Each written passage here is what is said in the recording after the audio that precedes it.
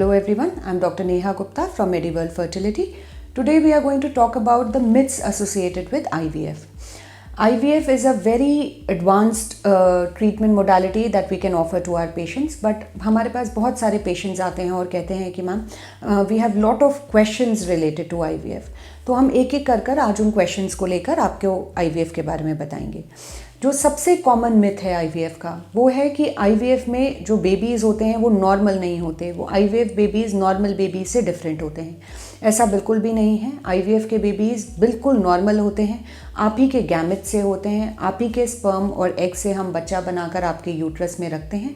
जिन patients को natural pregnancy होने में प्रॉब्लम है, दोनों ट्यूब बंद हैं या स्पर्म में बहुत प्रॉब्लम है या एग की क्वालिटी बहुत कम है, आपकी उम्र ज़्यादा है, ऐसे केसेस में अगर हम आप आईवीएफ कर आपके प्रेगनेंसी करते हैं तो वो बच्चा आप ही का होता है, वो आर्टिफिशियल नहीं होता.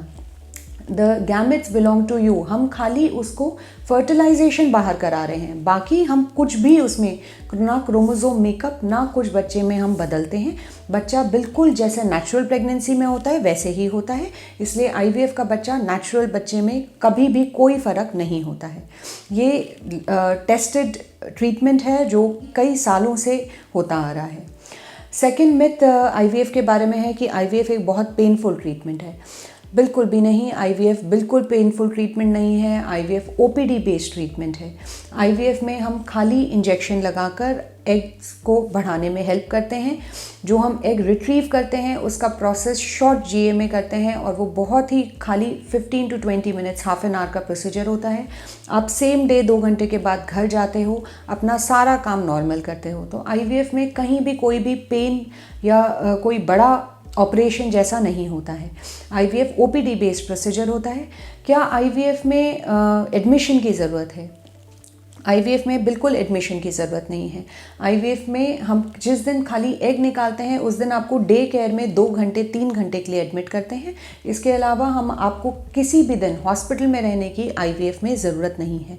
सो आईवीएफ हॉस्पिटल बेस्ड ट्रीटमेंट है जहाँ पर डे केयर में हम ट्रीटमेंट करते हैं. Then the next question what people ask is कि अगर एक बार आईवीएफ हो गया तो हम हमेशा हमारा आईवीएफ ही होगा. ऐसा बिल्कुल भी नहीं है. आईवीएफ में हम एक साइकिल में जितने आपके एग्स होते हैं उन सारे एग्स को ग्रो कर उनको रिट्रीव कर बेबीज़ बनाकर आपका प्रेगनेंसी के चांसेस बढ़ाते हैं. बट हम उसमें कहीं भी कोई ऑपरेशन कर आपके प्रेगनेंसी आगे नेचुरली ना हो ऐसा हम कोई भी काम नहीं करते हैं. हम ना तो आपके सारे एग्स को निकाल लेते हैं, ना हम आपके ट्यूब्स को बंद करते हैं. तो आईवीएफ से ऐसा कभी भी नहीं होता कि अगर एक बार आईवीएफ हो गया तो हमेशा आईवीएफ ही होगा या नेचुरल बच्चा ठहरने की संभावना नहीं होगी. बिल्कुल ऐसा नहीं है.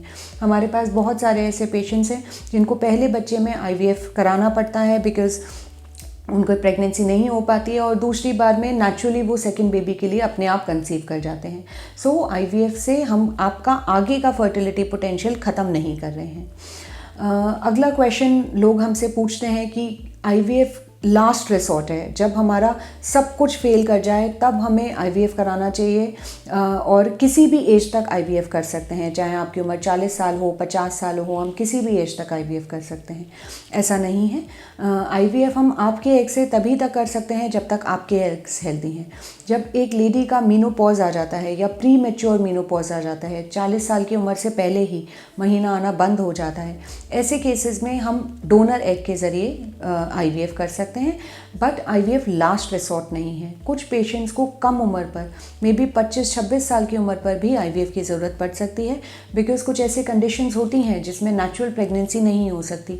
उनकी ट्यूब्स दोनों बंद हैं या मेल फैक्टर है, हस्बैंड के स्पर्म्स बन तो रहे हैं बट बाहर नहीं आ पा रहे. ऐसे केस में हम टेस्टिकुलर बायोप्सी के ज़रिए स्पर्म निकालकर आप ही का बच्चा आईवीएफ के ज़रिए कर सकते हैं. सो आईवीएफ की कोई उम्र नहीं होती. ऐसा नहीं है कि आईवीएफ लास्ट रिसोर्ट है या आपकी उम्र बढ़ जाए तभी आप आईवीएफ के बारे में सोचें, ऐसा सोचना गलत है. देन बहुत सारे क्वेश्चंस लोग करते हैं कि जो एग्स हैं या स्पर्म्स हैं उसमें मिक्स हो जाता है या हमारे स्पर्म अगर उन्होंने नहीं यूज़ करे या हमारे एग्स नहीं यूज़ करे या किसी और के एग और स्पर्म से हमें बच्चा हो गया. ऐसा बिल्कुल भी नहीं होता. आईवीएफ बहुत ही साइंटिफिक प्रोसेस है. ये रेगुलेटेड है बाय द गवर्नमेंट. हम आईसीएमआर रूल्स के अकॉर्डिंग चलकर ट्रीटमेंट करते हैं. हर वायल, हर dish, everything is marked with your name. एक UHID number, unique ID number create करा जाता है जब भी हम पेशेंट को IVF में एनरोल करते हैं। उनका वही ID नंबर लेकर एंड हस्बैंड एंड वाइफ के नाम लिखकर सारी डिशेस को लेबल कर कर ही ये सारी चीज़ें करी जाती हैं। कभी भी इसमें कोई मिक्सिंग कभी भी नहीं होती। अगर हमें किसी कपल्स के लिए डोनर स्पर्म की ज़रूरत है तो हम उसके कंसेंट लेकर तब डोनर स्पर्म का ट्रीटमेंट करते हैं, या डोनर एग की ज़रूरत है तो वाइफ एंड हस्बैंड से दोनों से साइन कराकर कि आपको डोनर एग की ज़रूरत है, इसलिए हम डोनर एग्स ले रहे हैं। इसके लिए हम प्रॉपर फाइल्स मेंटेन करते हैं जो कि हम गवर्नमेंट रेगुलेटेड होती हैं। सो प्लीज़ इस बात से ना डरें कि कोई मिक्स हो जाएगा या आपका बच्चा नहीं होगा और किसी और के स्पर्म या एग हम यूज़ कर लेंगे, ऐसा बोलना गलत है। नाउ अगर हम ये बोलें कि IVF के ज़रिए जो प्रेगनेंसी होती हैं, और कुछ लोग हमसे पूछ रहे हैं कि मैम IVF की प्रेगनेंसी तो बहुत हाई रिस्क होती है, उसमें तो खाली सिजेरियन डिलीवरी होती है, नॉर्मल नहीं हो सकती। ऐसा बिल्कुल भी नहीं है।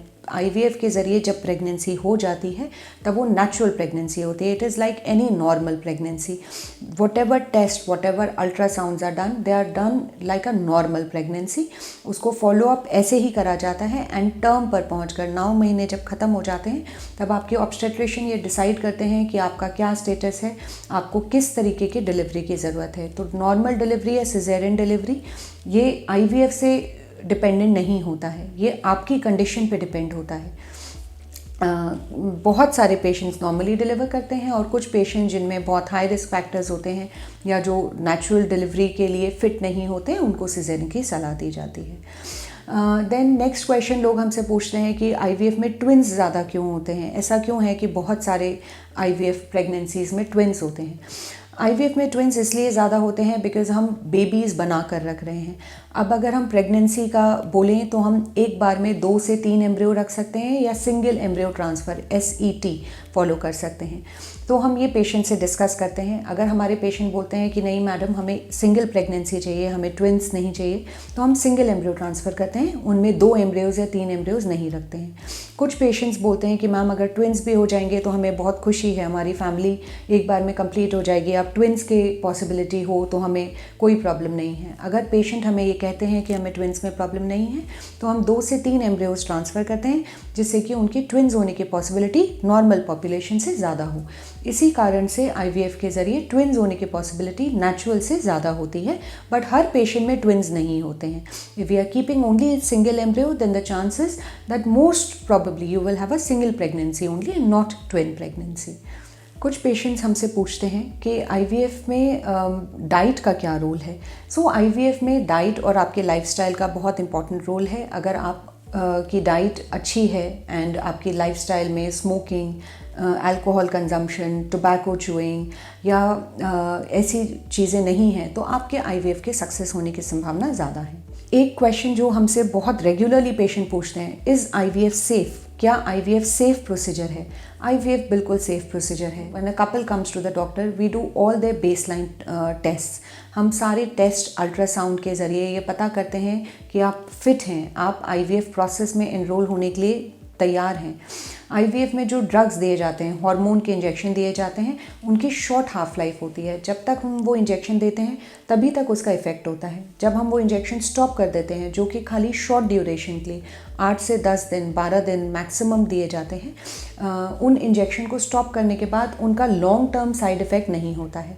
सो IVF बिल्कुल सेफ प्रोसेस है। जो IVF की कॉम्प्लिकेशंस थी जैसे हाइपर स्टिमुलेशन सिंड्रोम, वो भी आज प्रेजेंट एरा में, मॉडर्न एरा में बहुत ना के बराबर हैं, because they are such better drugs, better stimulation protocols that we have, जिसके ज़रिए हम ये हाइपर स्टिमुलेशन के रिस्क मिनिमम कर सकते हैं।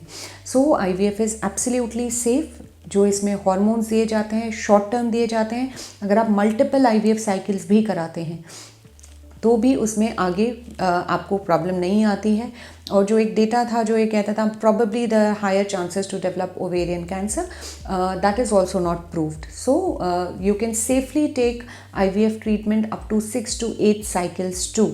So I don't think anybody needs so many cycles, but then अगर आपको 8 बार भी स्टिमुलेशन लेना पड़े तब भी वो आपके लिए सेफ़ है और आपको आगे जाकर कोई लॉन्ग टर्म कॉम्प्लिकेशन नहीं होंगे। then the most common question that people ask is that the IVF treatment is very expensive. ऐसा बिल्कुल भी नहीं है. With so many newer advances that we have, we feel IVF treatment आज की date में बहुत अफोर्डेबल है एंड इसमें हम कई प्रकार से आपकी मदद कर सकते हैं. अगर आप लोन चाहते हैं तो मोस्ट ऑफ द सेंटर्स, हम at Mediworld we have this facility जिसमें हम आपको इंटरेस्ट फ्री लोन दिलाते हैं. आपका इंटरेस्ट नहीं लगता, आपको खाली इंस्टॉलमेंट देनी पड़ती हैं. तो वैसे भी आपको ज़्यादा खर्चा नहीं होता है. और अगर नॉर्मल भी अगर आप जाना चाहते हैं तो उसमें हम आपसे सारी चीज़ें डिस्कस कर ही आगे बढ़ते हैं और जो भी आपके लिए बेस्ट पॉसिबल होता है फाइनेंशियली, आप जितना खर्चा उठा पाते हैं आपसे सब डिस्कस करके तभी आगे बढ़ते हैं. तो प्लीज़ IVF की कॉस्ट से ना डरें. IVF बहुत महंगा नहीं है.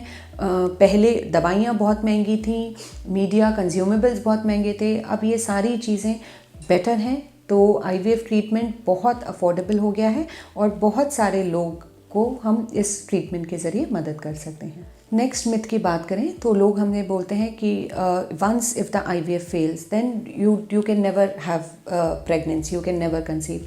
ऐसा नहीं होता है. IVF का success rate per cycle about 60%, 70% ही होता है, 100% नहीं होता है.